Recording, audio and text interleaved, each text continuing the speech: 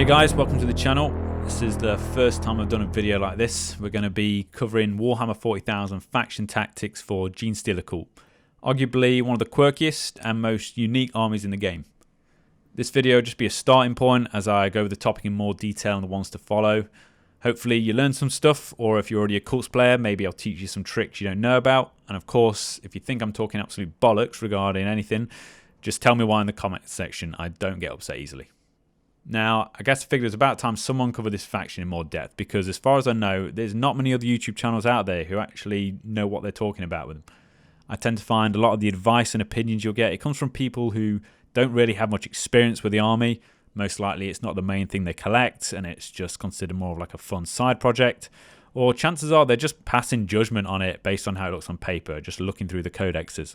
You can theory craft ideas until the cows come home, but what I think really counts is just playing the game with the faction time and time again and really understanding how it works out for real, figuring out what works, what doesn't. For me, they're my main army, and despite being told that competitively speaking they're absolutely bottom tier shit, I still manage to win, I won't say every game, but most games that I play. I think that's worth something considering some of the absolute overpowered nonsense that you come up against these days. If you listen to any YouTubers or read forums, you'll probably get told that this faction is in the toilet. It's barely worth using. And I won't deny it's suffering hard right now, but it can still do the business. So my first piece of advice would be forget what you think you know or what you've been told regarding this faction. There's ways to make it work. You just got to think like a cult player, because it requires a different mindset and a different game plan. It's very unusual compared to the normal armies that you'll see. First, we're going to take a broad look at the army and its background and how that is represented in game. Genestealer Cult are one of the most unique and quirky factions to play, but they come with a really unforgiving, steep learning curve. Beginners are going to struggle with that. They're also massively underrepresented in the community. They're one of the least common armies you'll see fielded at tournaments, whilst updates and new releases for us are sparse, if at all. Since the army was properly debuted a few years back, I don't think we've had a single new model. This is not the faction for you if you like to have all the fancy new toys. However, if you rather be the underdog, then you're going to be right at home here. Almost every other faction is going to have better combat, ballistic or psychic abilities, and that's why winning a game with Genestealer Cult just feels like more of a satisfying victory. It's an uphill battle. If you haven't looked into the lore itself yet, I won't go into detail, as these videos will just be about the competitive side and the tactics. However, it's important to know the backstory, because it does really reflect how the unit should be used. I'll say that Games Workshop really did a good job of creating data sheets for these that encourage you to play in a style that matches the theme of the faction. So let's take a look at the unit roster overall and how it compares to other better known armies. We're going to be taking into consideration all the obvious traits like speed, toughness, combat skill and so forth, whilst also measuring that against how costly they are points wise. So let's have a look at a snapshot view of what a Cult army generally looks like. You're going to see cheap infantry, large numbers of them, then also cheap vehicles, transports or bikers, a main assault corps of Suicide Squad style combat troops, and then lots of potent but vulnerable characters. Thanks to Games Workshop's sometimes dubious balance decisions, for a Horde army things can still come in pretty expensive points wise. So if you deploy things badly or you don't have a game plan, you're going to take casualties real fast. So how should you approach it? In short, they are an ambushing army. In theory, your cultists should be jumping out on the enemy, setting traps, using the element of surprise to get the upper hand. And a lot of the tools and abilities you'll find in the Codex heavily reinforce this notion. For example, Cult can deliver a really heavy blow in melee, but they don't have the toughness to take a punch back. Almost all of your units have a higher strength than their toughness, so that's kind of a key indicator of how it pans out. It conveys the idea that you should be hiding and staying out of harm's way until you launch these epic attacks that leave the enemy reeling. Back in 8th edition, the fact that the entire army can deep strike was really advantageous, but now the board size is smaller in 9th edition and there's focus on holding objectives. It means that having huge portions of your army waiting in reserve is not really a reliable tactic anymore. You need to be scoring primary objectives from the start, otherwise you'll just fall behind your opponent in the points game. That being said, if you push Cult infantry onto an objective and just expect them to live, you'll very quickly learn the hard way it is not the case. Think of it this way, they're basically guardsmen with toughness 3 and 5+ save, but they don't have any of the abilities like take cover or psychic barrier to get that save higher. And everybody knows how easy it is to wipe out a 10-man guard squad, but then factor in the issue that most decent Cult infantry like Acolyte hybrids are almost double the cost. For a Horde army, that's problematic. Thankfully, the faction's got other tricks at its disposal to keep those units on the board ready to move but also safe from harm. I'll be going into those tactics in another video, but for now just know this: if you leave the cult infantry out in the open, they're going to get smashed, plain and simple. The other thing I'd say is that this faction relies heavily on its characters. It's got a vastly disproportionate amount of unique individuals for what is relatively a small faction. But more importantly, it kind of expects you to be taking a lot of them all at the same time. It's very tempting when making your army list just to take too many of them, and then subsequently you're going to fall victim to your opponent maxing out assassinate objective choices. They might be cool, but for the same cost you could just bring another 10 bodies to the table. So try and keep that minimized where possible. So let's look at some offensive options now. Now, personally, despite what people say, I still consider Genestealer Cult an army that should be played as melee focused. Almost all the best war gear sits in that category. And whilst you can try to boost their shooting, I would argue that doing so is trying to polish a turd. Our basic line infantry, like the neophytes, they start on a 4+ ballistic skill, so that's already only half a chance of them hitting anything. Compare this to the melee skill of, say, the acolyte hybrids, which is 3+. It's nothing to write home about, but it shows you where the focus should be. The sad part is that even though you can use rerolls or +1 to hit auras from characters to get the cult more accurate, they've just got a really lackluster arsenal at the disposal. At the heavy end, you're basically limited to anti-tank off-brand las cannons, which are the mining lasers. There's seismic cannons, then there's auto cannons and heavy stubbers. There's a few other unique heavy flamer mortars on your vehicles, etc., but ultimately nothing that really stands out as decent compared to the huge range of cannons most other factions can get. There's just not enough diversity there. I guess neophyte hybrids do have a fair spread of options, ranging from shotguns to auto guns, grenade launchers, flamers, and even that unique Weber gun, which is just entirely pointless. Unless you're fighting equally low tier infantry though, these guns are going to do nothing because they're solo strength and they've got no AP. So overall, I'd say don't expect much to come from shooting. It could be argued that mining lasers are great, but most of the time I find the things you point them at have got an invuln save anyway, and the AP is just wasted. So in my opinion, there's only a handful of reliable and affordable weapons in the cult. First of all, there's the twin autocannons on the Goliath trucks. Every list should have a few of these, and they just always manage to do a bit of damage. They're cheap, and they've got enough armor piercing to make a difference. And next, I'd always recommend hand flamers. You can give these to every single acolyte or metamorph hybrid in a squad, allowing you to just bury anything below toughness 6 under sheer weight of dice. There used to be 6-inch range, but that got doubled to 12-inch, which more than makes up for the bump in points they got. This means that unlike in 8th edition, you can now deep strike squads straight into range without needing to pay the 2CP stratagem. Also keep in mind these can be fired out the back of a Goliath truck or directly into close combat, since they are classed as pistols. The only downside is that if you're going to be advancing a lot, which is what I like to do with my army, you're going to be losing the ability to shoot, unlike with standard flamers, which would typically be assault weapons. As for neophytes, I'd say don't do the mining lasers, just stick to a few grenade launchers in a squad. The crack rounds will surprise you more often than not.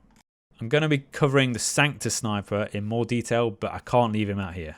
Using the cult ambush blips, you can almost always guarantee this guy gets an ideal spot to pick off a character as soon as the game starts. He gets the perfect ambush for free as soon as he deploys from his red blip, meaning that even if your opponent goes first, this sniper pops up and fires instantly. Using the relic version, which is the gift from beyond, you can annihilate psychers with ease, and they cause perils explosions with splash damage. So more on him later, because I'll demonstrate how it works. Lastly, the auto stubs on the Calamorph. Undeniably, this guy is the coolest model in the faction, and his pop-up shooting abilities just allow you to pick off characters so easily. But my advice with him would be, don't get greedy and try to split attacks. Just focus one key model down at a time. They're only strength 4 and -1 AP. If you really want to lean into mining lasers, I'd say maybe choose the bladed Cogcreed. Just bring shitloads of neophytes packed into transports. They'll be able to move and fire without penalty and huddle them around a Jackal Alphas. But overall, don't expect to be able to win purely on gunpowder. Melee is where all the fun is at. Here's just 2 examples you can field in vast numbers for relatively cheap. First of all, the Acolyte Hybrid Rock Saws, without a doubt the best thing in the Codex, full stop. You can easily pack 4 of these into a 10-man squad with 2 attacks each. Anything without an invuln save will get turned into mush in seconds, thanks to their AP -4. You could do 20-man squads with 8 saws, but that's probably going to be overkill, unless you're certain you're coming up against some Titanic units, knights, stuff like that. A close second, I'd say Acolyte Hybrid's Rock Drills. They're slightly more expensive by 5 points each, but they're potentially hugely advantageous against current meta enemies that have awkward wound counts or, Death Guard, for example. The fact is their damage is dealt through reoccurring mortal wounds after the initial strike. So you get 1 damage through, then you roll a dice, and on a 2+, you get a mortal, and then on a 3+, on a 4+, on a 5, on a 6, and it keeps going. So anything which flattens damage is really going to suffer against these drills. Also, don't forget that most of your hybrid type infantry get access to Rending Claws on their 3rd arm, which if you're familiar with Tyranids, you'll know that they're -1 AP base, but if you roll 6s for your wound rolls, they go up to -4. With the amount of dice you tend to roll for these squads, you can rest assured that you're going to get plenty of those -4 AP hits. So all in all, I'd say shooting, average at best. Melee is where it is at.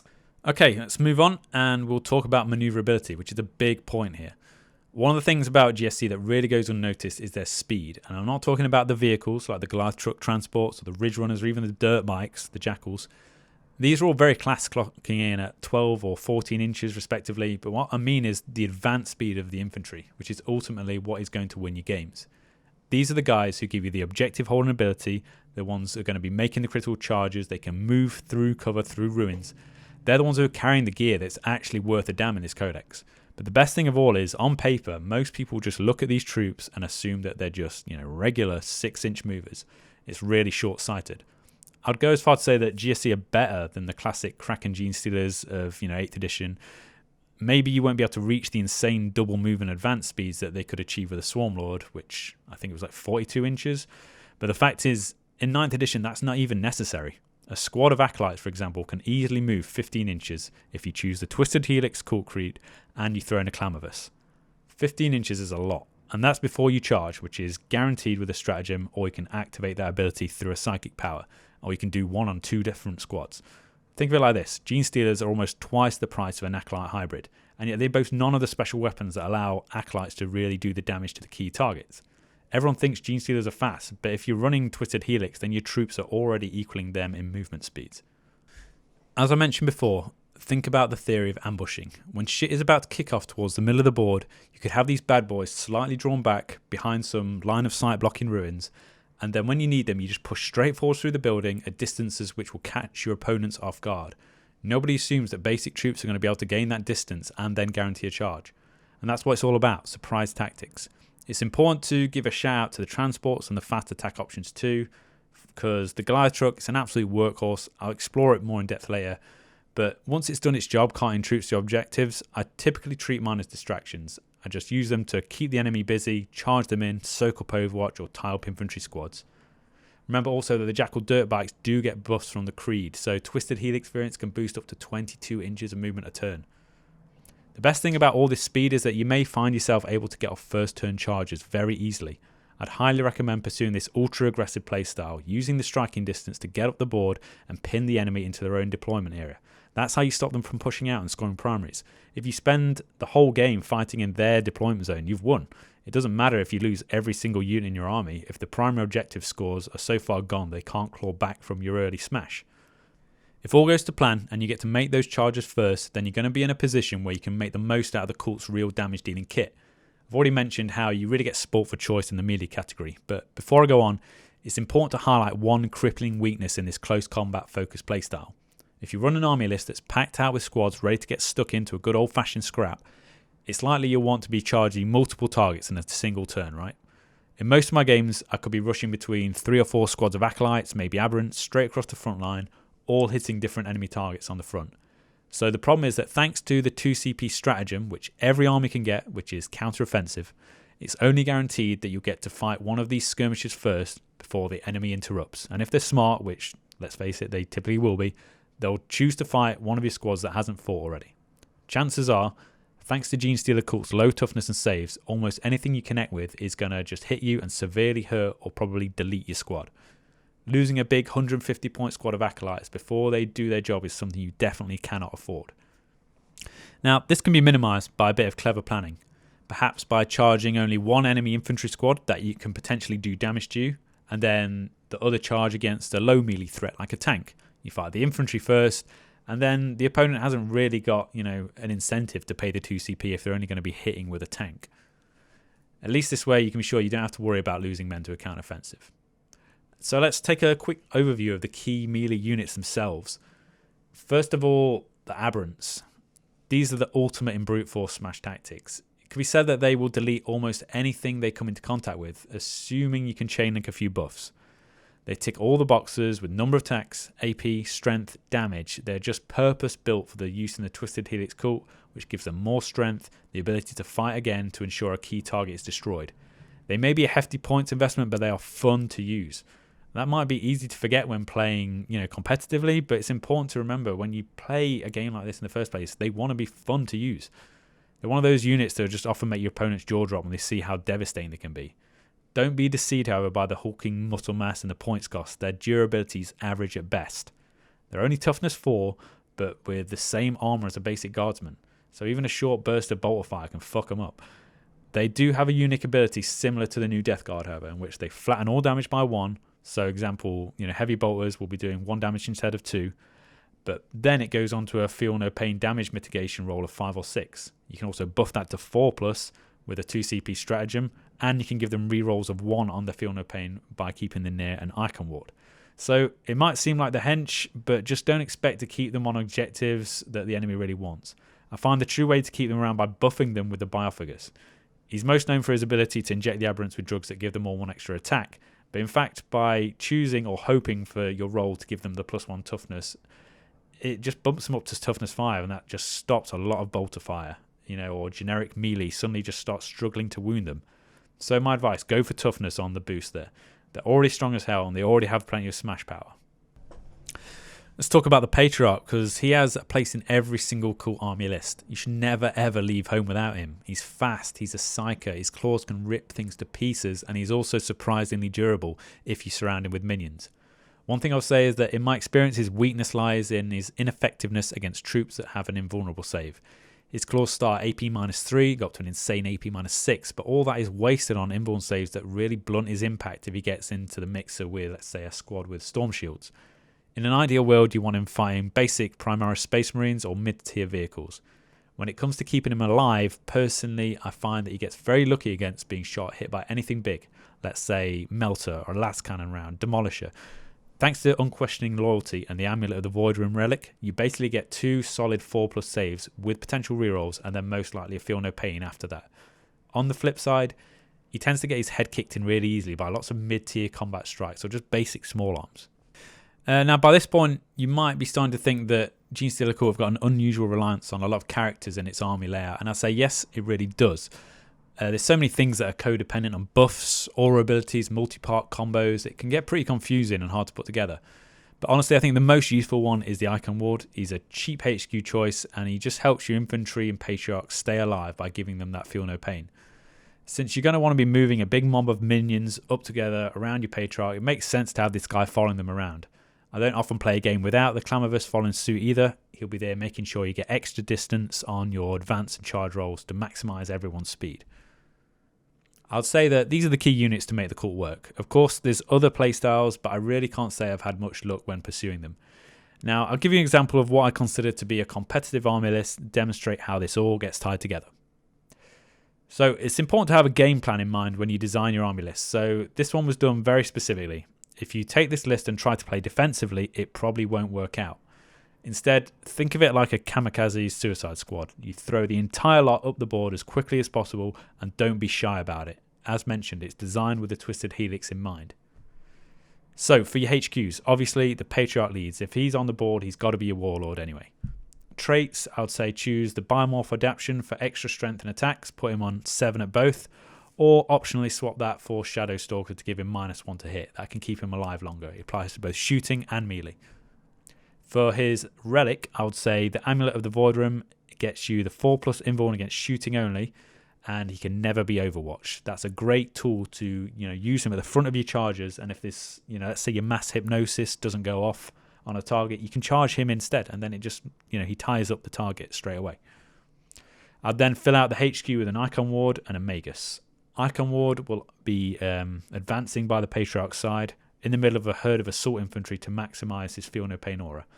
The Magus will be in there too. He gives you another 2 psychic casts for a total of 4 in the army. My psychic options are usually Might from Beyond, Psychic Stimulus, Mass Hypnosis, and depending on the opponent, Mental Onslaught or Mutagenic Deviation. I consider paying for the Magus to have the Crouchling Relic or spend a CP on Cult Psych to get higher casting power. Infantry, at least 4 10-man squads of Acolyte hybrids, half with rock swords and half with rock drills, all with hand flamers. Next, I say 2 10-man squads of neophytes. Don't bother with the heavy mining lasers. They're literally just here to sit on backfield objectives or maybe do some actions in the midfield, and also to run behind the Patriarch and provide him with bodyguard meat shields. And I do mean literally that. They're only here basically to act as extra wounds for him. They won't do any damage to anyone. Add in a 10-man squad of elite hybrid metamorphs with hand flamers as your 5th assault team. They're going to give you flexibility to deal with hordes. I originally discounted it now, but I favour the metamorph whip loadout over the talons or claws, meaning that when they almost certainly die in an enemy's counter-offensive, they're still going to get to fight. So then I'll take 6 or 7 Goliath trucks, fill them with all the assault troops. Don't waste points on the demo charges, they are useless. Lastly, pick between the key assassins and support characters. Personally, I'd go for the Sanctus and the Clamavus, and try to rely less on the Kelemorph, despite how awesome he is. I find in this meta his effectiveness has dwindled, his pistols just don't have the AP to kill as many targets they used to. If you want to swap things around, maybe make some cuts and throw in some Aberrants with a Biophagust to support them. Despite the point drops, I still don't think they're an auto-include. Anything they can do in combat, the Acolytes can probably do it for a lot cheaper. As for your game plan, start everything in a truck apart from the Sanctus. Deploy the trucks forward of your red blips, immediately just go for glory. And that's it. What I'll likely do is present another video that covers how to actually deploy an assault using a list like this, as I know it can be very confusing to put into motion. Many times I've deployed from the red blips and just gotten into a traffic jam of my own making, so it does take some getting used to. Anyway, I hope this has given you a good idea of how to start with a faction, covered a few basics, steered you away from some of the pitfalls that many will fall into. But other videos to follow, they're going to dive deeper into individual unit tactics, also cover some of the lesser used cult traits, etc., and how they may benefit you.